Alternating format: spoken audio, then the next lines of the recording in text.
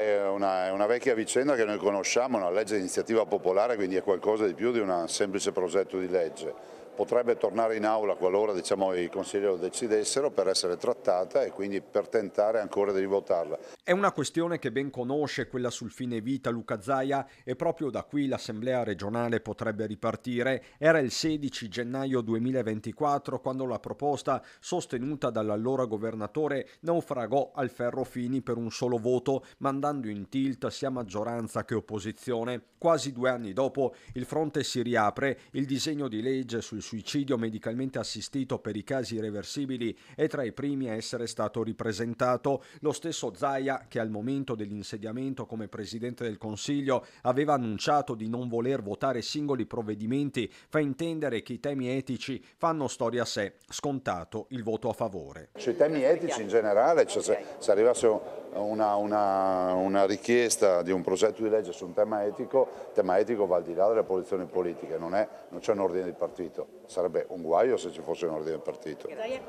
Infatti a destra e a sinistra hanno votato sì e anche no. Intanto però c'è l'ordinaria amministrazione con un bilancio tutto da approvare, prima ancora ci sono da sciogliere e formalizzare nomine di capigruppo e commissioni. E faremo un ufficio di presidenza subito dopo e programmeremo l'organizzazione dei lavori del Consiglio che vedono il Natale incombere, ma noi abbiamo necessità insomma, di portare quanto prima a svilupparsi tutta quella che è l'attività del Consiglio, specialmente per la predisposizione del bilancio di previsione. Barbisan, che guiderà il gruppo della Lega, partito che in Consiglio andrà a sdoppiarsi con una seconda formazione, la Lega Stefani, come già successo per Zaia, capogruppo in pectore in questo caso il fedelissimo del neopresidente, il veronese Matteo Pressi. In questi giorni si costituiranno i gruppi, tra oggi, domani e al più tardi lunedì, poi la conferenza dei capigruppo inizierà a delineare il calendario sia dell'Aula che delle commissioni. Utilizzeremo le vacanze di Natale per far partire tutte e 6 le commissioni. Forza Italia si affiderà ad Alberto Bozza, Fratelli d'Italia a Claudio Borgia. Siamo abituati a prenderci responsabilità, a fare